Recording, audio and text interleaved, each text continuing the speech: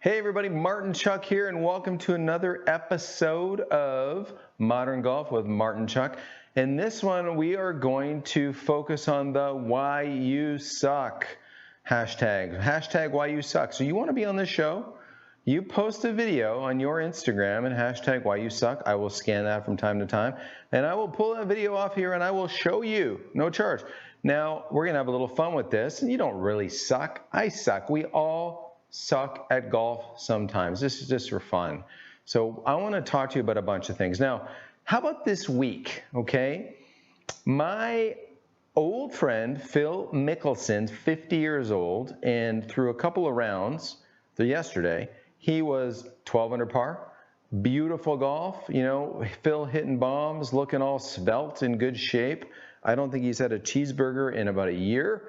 But way to go, Phil. And I tell you what, when you do elect to go play Champions Tour golf, you'll do obviously amazingly well because you still pound it and you will have a massive distance advantage. Massive.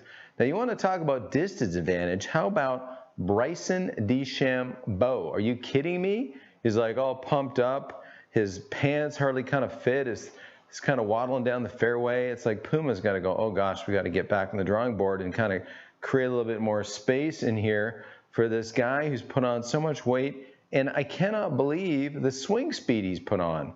You know, it's crazy. I think he hit a 428-yard drive yesterday and proceeded to make bogey, mind you. So it's, you know, not necessarily about how you drive, it's how you arrive. But let's face it, you guys and gals out there, it's a modern game of power. You got to smash the Chief. You really, really do. You got to hit it far to get more loft in your hands. And when you can do that, when you can hit it far to get more loft in your hands, you have way better odds of hitting a great shot into the green, because if I'm hitting a 7-iron and somebody's hitting a pitching wedge, I could hit a great 7-iron. They got to hit an average pitching wedge to hit it inside. You get the point, right? The closer you are to the green, the lower your scores are going to be. Now, you don't want to be, there was a famous quote back in the day, the woods are full of long hitters, right? But nowadays, people are figuring out how to kind of hit it far, really far, flying the golf ball 300, 300 plus. Bryson's flying at 340, and it's in play, so it's crazy. So how about a shout out to Webb Simpson as well? That came down to the wire. Abraham Ancer, I want to say Daniel Berger was in the mix again. He won 2 weeks ago. DB straight vibing. His coach Cameron McCormick, congratulations on that team, doing a great job. You know, Cameron's a very, very seasoned coach. I'm sure he's putting in a little bit of salt and pepper on what is already a very great dish in the fantastic skill set of Daniel Berger. So way to go to those guys. Now, I want to talk about the common problems I see, and I've got some videos, and we'll look at the videos, and you'll get an understanding of why I coach the way I coach and how I respond to what I see.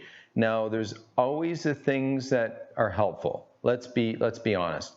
Grip, stance, posture, alignment, or we can call it grip, alignment, stance, posture. If you want to use an acronym, you can use the acronym GASP, okay? Because if you do have a nice functional union of the hands on the club to where you can impose your will nicely on that club head, and you can settle in here to hit, you know, you can get your will on the golf club and you can smash potato that thing out there nice and organized, and you can find your golf ball on the green, you're going to be far better off than some guy who's got, or gal who's got some funky hole that really can't get their will into, they can't transmit their energy, they don't have face control, and they can't have reliability. We want to touch the ball, brush the ground, or brush the mat in this case. We don't want our low point in the wrong place. So there's a ton of things that lead to reliability, okay? Now, in this episode, we're just kind of featuring on some of the videos in the hashtag why you suck and just poking some good fun. But I hope these folks, will watch this, that I have their video, and we'll learn a couple of things. And maybe as a viewer, you've got some things that perhaps are like these folks. So I tell you what, Stephen, let's why don't we roll with the first video. Let's go to first video number 1, the why you suck videos, okay? So we're going to go to this gentleman. Now let's go ahead and watch this. The setup looks reasonable, and I'll play this through a couple of times. And you see he gets the top across the line, and then on the way down, very across the line, On the way down, that right there is called the umbrella position. Extra steep. And this fella is a pretty good golfer. He's a single-digit handicapper, but he's highly frustrated. Wants to get better, wants to get better, but will he put in the work to suffer a little bit so that it's not such a hard time? Let's play this one more time. Let's let this roll through. There we go. Zipped inside, across the line, umbrella on the way down, Mary Poppins right there, right? And then from there, you've got to kind of fit that thing in late. And this fella has been masterful at that, breaks 80 regularly. So let's go talk about this condition right here. Okay, coming back to double screens. Now, the usual, right? Modern golf viewers, Tour Striker fans, the usual. What do we see here? And you probably, I talk about it all the time. My buddy Jim McLean talks about death moves. Well, death moves are abound, okay? So the grip on this fella, pretty functional. Setup, pretty functional. He doesn't have the awareness, the structural awareness, the senses in his muscles, protagonist, antagonist feels to help him shape a swing that is going to allow for more reliable strikes. So what am I talking about there? Well, you could see during the takeaway, there is this event where the club goes inside, he comes up, and then the club crosses the line. And the first move down is Mary Poppins standing in the rain, keeping the rain off the head. Now, unlike most, okay, most kind of get over the top and back out. This fella's a pretty good golfer, can break 80 from time to time. He has a great little fit-in move from this across the line steep relationship where he can fit it in and then use his strong man hands to get the club face on the ball. Now, this is what I'd love this fella to do. I'm going to put on one of my products, the Tour Striker PlaneMate. And why am I a fan of training aids? I'm a fan of training aids because it gets people to feel things faster. If you feel something faster, if you come to a lesson, you say, no, Martin, you know what? I'd rather pay you for 10 lessons. I'm going to pay you 10 lessons. Don't use any training aids. I'm just going to pay you a lot of money. I want 10 lessons, no training aids. I'd rather give you one lesson, put on a training aid, and send you packing with the feeling and awareness of what you need to do. So we have basically bands that can provide that awareness. Let me clip one of these on here and kind of explain this here a little bit to you, because in golf, it's hard to hit shots with resistance. Now, the PlaneMate is basically a resistance trainer to make you aware of things you cannot see, but you can feel. And you want to, as a golfer developing your skills, adopt feelings that are meaningful. So when you put your good hands on it like this fella, right, he would feel some tension in here. And at address, guess what you see? You see that green band right up against my right hand, my trail hand. So his first move, the club whipped inside. Well, if he used the PlaneMate, guess what? He'd feel that go flaccid right there, okay? The sense with the PlaneMate is to keep a little tension on the band. Keep your hands on the band and keep tension on the band. Not a ton, don't try to stretch it way out here, but just put that little bit of tension on the band and keep it on there. So there's hands on the band. And from the down the line camera, guess what? The club head is outside the hands. He was inside. So here's the first little awareness. Can you hit little shots, having that awareness of keeping a little bit more, a little wider backswing, hands on the band, and then really fighting that stretch. So if you look at, let's come back to that swing if you don't mind, Stephen. Producer Steven there, help me out. Let's see, so we're gonna walk this through, take a look at this backswing, right? So setup looks pretty good. Zips it inside, and this is what we call really narrow, okay? So we can come back to dual cams. Let's go back to dual cams. So that's a narrow look I'd love this fella to be kind of coached out of, right? I want the high and wide sensation. We want to feel like we can keep that little bit of triangular structure, the circle of our swing, transport this high and wide. And you can hear I'm struggling to talk when I do this because that's a lot of muscles throughout my obliques and my chest stretched that make my diaphragm constrict a little bit and makes it hard to talk. guess what? I don't have to talk when I hit golf shots. I have to talk when I do the show, but you get my point. So the feels for him would be to put the PlaneMate on and feel what he can't see. He can't see this. He could stop and look, but that's a high and a wide feeling where the arms aren't all kind of soft and, you know, conveniently resting on my right shoulder. I'd rather play golf like a tall person, which he is, rather than Hervé Villechaize, rest in peace. Okay? Play to your strength. If you're tall, play tall. If you're short, play as tall as you can for a shorter person. My hand's up, I'm not very tall, but I don't play short. And I don't want you to either. I want you to go ahead and have the sense of having the biggest swing you can for your size. You know who I'd love you to go watch? Abraham Ancer. Okay, watch Abe. Abe's not a big dude, okay, but yet Abe plays big golf. His ball speed off the driver touches on 170, that's smashed. That's not the 200 that Bryson DeChambeau, I should think up a nickname for him now, the Terminated Golf to Arnold Schwarzenegger. But the guy, Abraham Ancer, for not a big dude, I bet he weighs $150 at most. He plays like a big guy. He's got this high and wide swing. The arms aren't pinned in here. The arms are high and wide. And with something like the PlaneMate, you can feel that pretty easily. And to say, okay, this is the high and wide stretch the PlaneMate would provide. And go ahead and mash a couple of shots. But we gotta feel something different to make a change. You know, everybody wants different, but they don't want to change, right? And so Albert Einstein called that the definition of insanity. Insanity is expecting, not making a change and expecting something different. We have to suffer change in order to be better. In most cases, we've got to start to adapt new feels.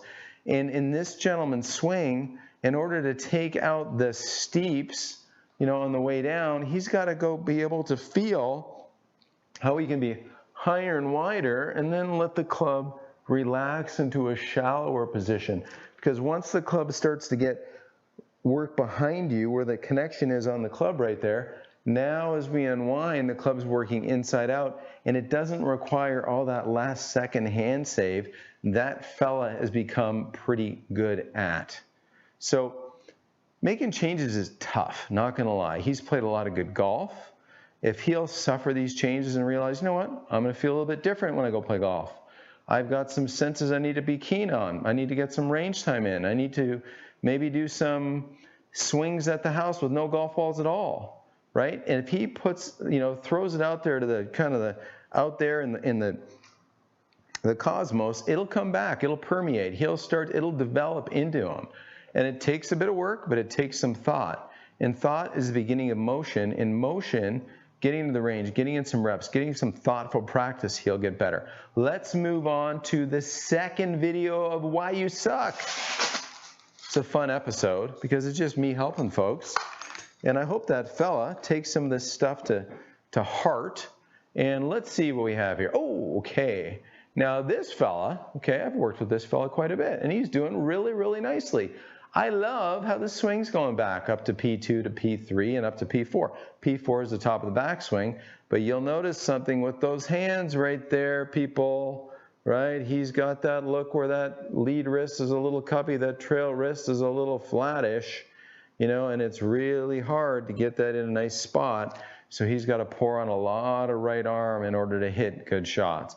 Now, trust me, this has come a ways. I'm actually really proud of where he's at right now. I just want to build the refinement. Let's watch that one more time. Let's let that play through. So during the backswing, address, we call that, nerds call that P1. Pretty nice. P2, shaft's in a pretty good spot. P3, and then P4, he starts to kind of lose it a little bit. Arms deep.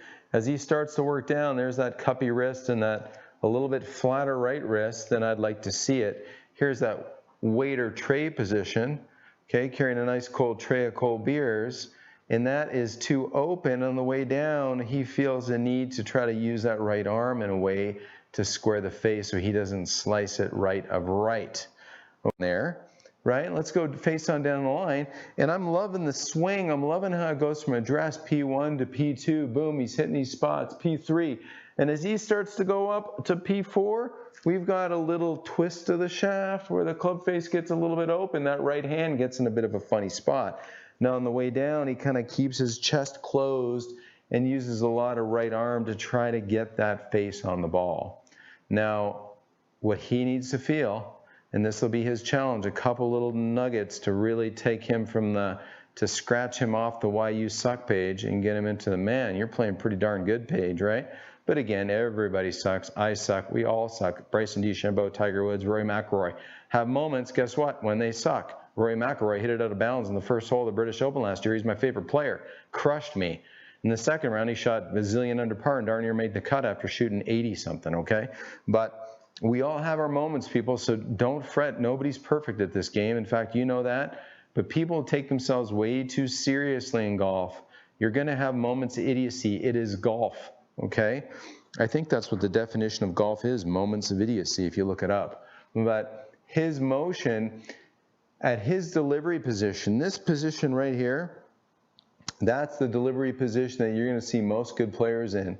Guess what you're seeing? You're seeing weight is a little bit more on my left foot. My right side is banking a little bit. My right wrist is bent back, okay? That right wrist is bent back because guess what? It was bent back here. It wasn't flat here because if it's flat here, I got to find a way to get it into an impact position. Guess what? At impact, right wrist still bent back. It's on the way to trying to straighten, no question about it. But if it's up here, it's already straight, so it can't try to straighten from here, can it? He's got to do some funny stuff to get the club face square. So that gentleman, getting him out of the Why You Suck and getting him in the You're Really Good category is let's go back to the top and let's go feel it. Trail wrist bent back, okay? In fact, sometimes I like people to go build their grip up here. Get that club sitting nicely in the crook of that index finger. That's my junior golf gang sign, if you don't know. It just kind of looks like this. It's a crisscross. Okay, that's our tough junior golf gang sign. Okay, that gets you in the club, right? And when this club goes to the top and that club sits on that knuckle, you take a look, and we don't want the face too shut. We don't want the face too open. You'll kind of get an idea for what a nice face looks like. And then that really sits independent of the thumb and the index finger on that knuckle right there. There's a nice bent back right wrist. And if you grip it there, you go, okay, there's a flat left wrist, a bent right wrist. Man, that's how I can take this thing and really kind of compress the golf ball.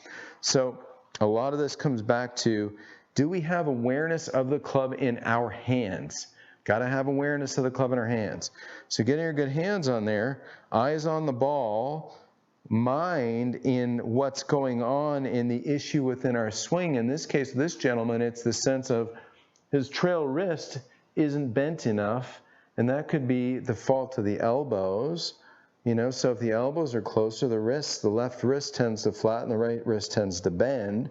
But if you'll spend a little time thinking about that critical delivery position and how good players can lean the shaft on the golf ball through a bit of lag, and lag's not a dirty word, it's really not. Let me hit a shot here. That sensation of how a club transports through impact right there, it's on the active flattening, but as it gets to a ball, it's still bent back. So it needs to be correctly hinged at the top. That's a really, really big deal. So this gentleman has to think hands, has to be aware of how the club seats, how it sits in those hands as he and when he elects to change direction and get that club into this delivery position as the body unwinds to hit it. So if he was standing in front of me on the range, I would take a look at his grip, make sure the club is seated in the hands nicely, test to know that he could waggle the golf club into the position I wanted, and how we can transport that. And this could, once he can do this statically, then we can do it dynamically. So there's one thing to go into the segmented pieces. It's another thing to kind of flow into this dynamically. But once he can do that, now he's in that great delivery position, he'll be able to really crisply melt some shots toward his target with some forward shaft lean. So let's get him out of the Why You Suck category, but everybody does. But let's get into the, man, I'm really pleased with how the ball is coming off the face, because isn't that awesome? You know it is, right? So let's go on to the next video. Let's take a look. Let's go on to who we're going to help next. Is that it? We're out of videos? Oh, okay. Well, I had another video. We didn't get it up in this, no big deal. But I want to talk about this epic slicer. I had an epic slicer come to me today. A great fella, okay? Fantastic fella. He had the driver, okay? He said to me, Martin, I only want a driver lesson. So I said, you got a deal. Normally, when I hear that, I'm like, oh boy, here we go. Guy just wants a driver lesson. Well, today, guess what? It just turned out to be a driver lesson. Because, I'll explain to you, this fella, I'm going to get going here and kind of talk about this. This fella did this. How's it looking so far? Hands looking pretty good. Attitude to the ball looks pretty good. Check the boxes. Something to myself, okay, what am I going to see here? Look pretty good. Some coach, way to go coach, whoever was his coach, golf clap, okay? This guy, or maybe you read it in books, don't know, but he had a lovely pair of hands on there. He had a great looking grip. He had a golf swing that developed, everything looked pretty darn good right up to the top. Okay, pretty good. Maybe a little soft in the elbows, but pretty darn good. And guess what happened on the way down? You're right, he did this. He was a slicerson. This all developed up pretty good. And then his arms stayed up, arms got out, and then guess what from here? You are way shifted out. The club head is high very late. And then from here, people, what are you going to do? Cut down and across it. So the fun things with this guy, his first swing, 108 miles an hour club head speed. That's fast. For a dude about my age, that is fast. His attack angle hit down 5 degrees. His club path left 13 degrees. So that is mashing down on the golf ball. Anytime you hit down on a driver, you're adding backspin. And so he's also launching it low by smashing down on it.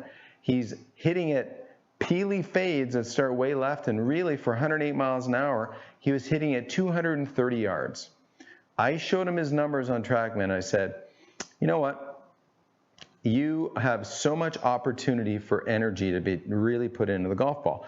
Let me show you the correct sequence for this. And he was like, please, that's why I wanted this lesson. So, you know, we use these Foresight. We use Foresight inside. TrackMan typically I use outside. Now, I'm going to show you a simple little exercise. And this was really how I helped this fella out. You know, this is a rag. And I said, here's what I want you to do. I want you to impose your will on this golf club in a way that can take this golf club and get it to go behind you. Because what you're seeing on the right screen up there is a little bit of active toss, a little bit of an active throw where the club gets sent away behind the golfer, and now you can see it's behind my hands. That's way different than holding on to this angle, rotating and being steep, because from here all you can do is react back up. And guess where he finished every one of his swings? Back here. Spun out, weight back. No choice but to do this. He didn't want to do this. He had to do this. So when I gave him the sense of taking a wet towel, going up to the top, and getting the club's weight to kick behind him, away from him, now the club was getting lower to where he could unwind and hit the golf ball.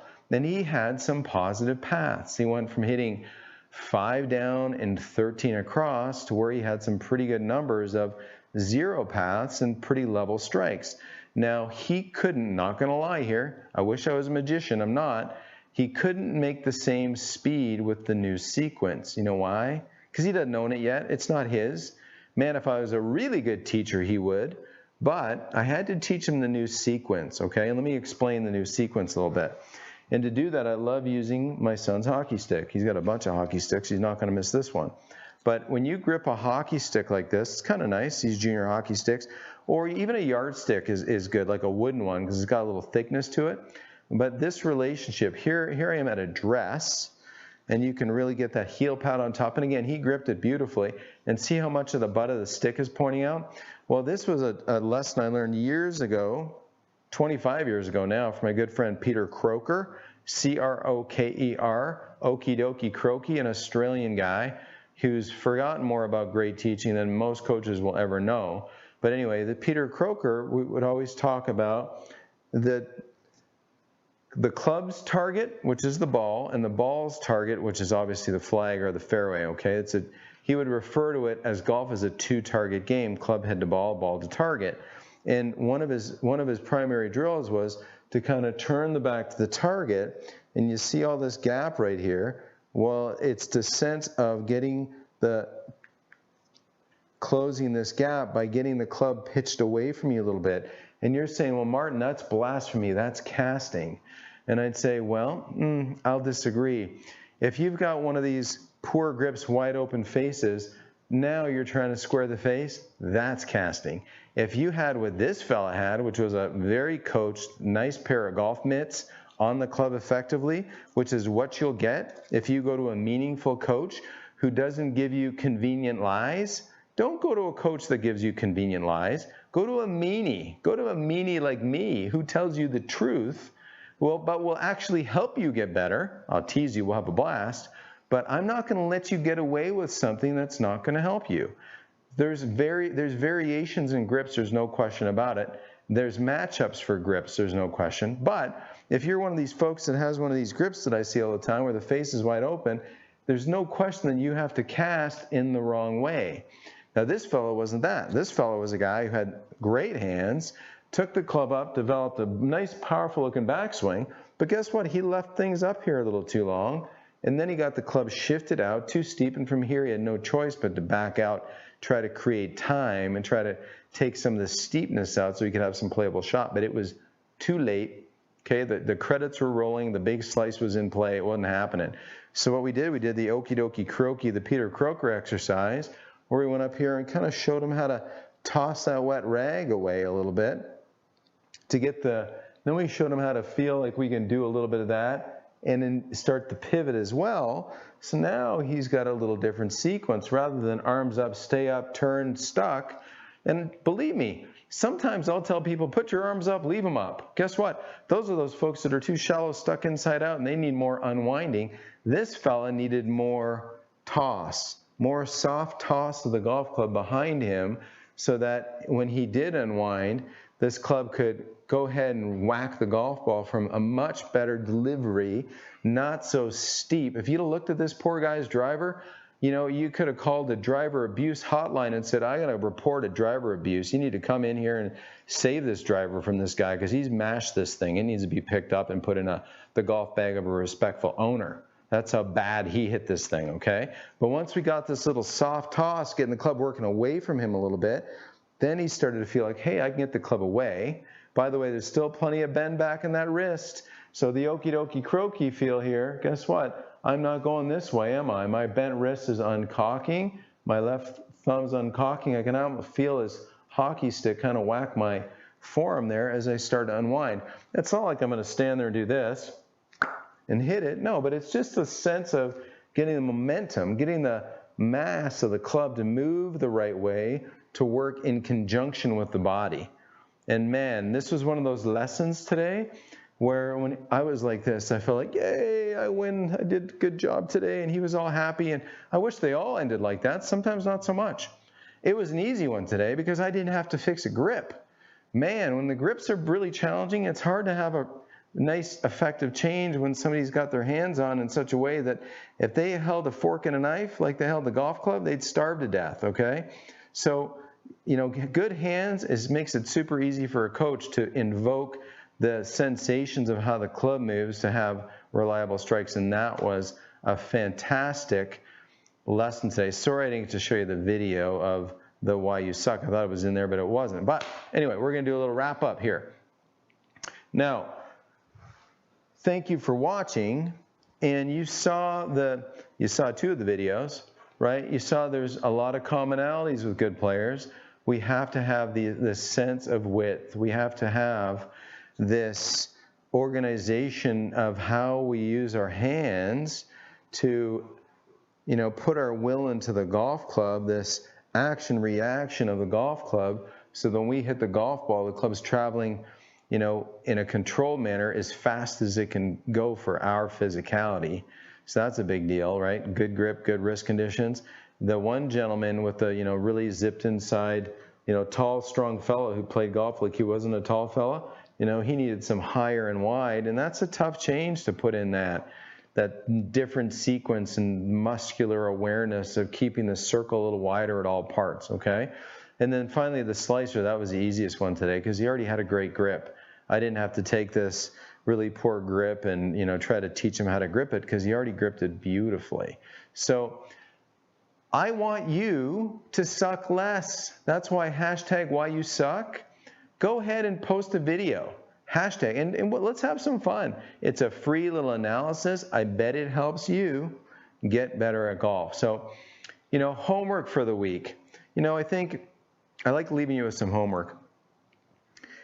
You see on the ground right here, I can't tell you enough about, like right here, this is called the golfer's toolbox. We use these with pretty much every lesson we give at the Academy. Why?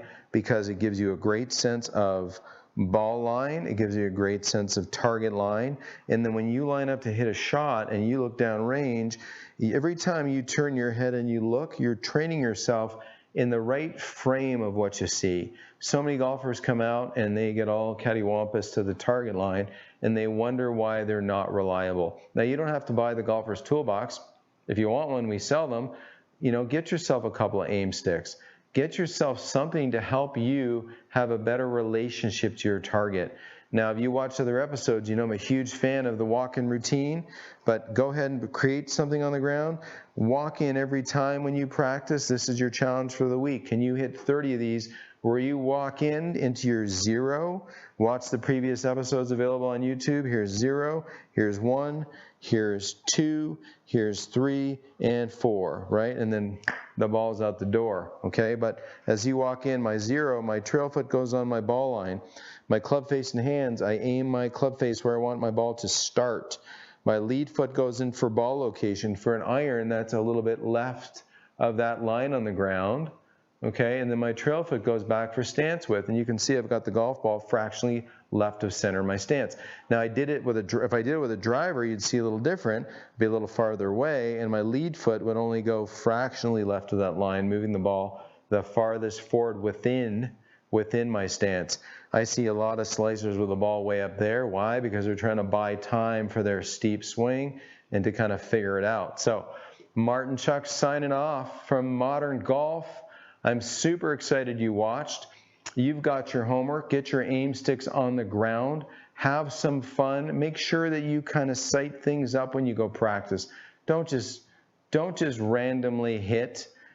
Hit some, take it out, have some fun. I'm gonna want to do a little shout out here to my sponsors, okay? Obviously Nike Golf, they're fantastic. The clothes are great, they're comfy.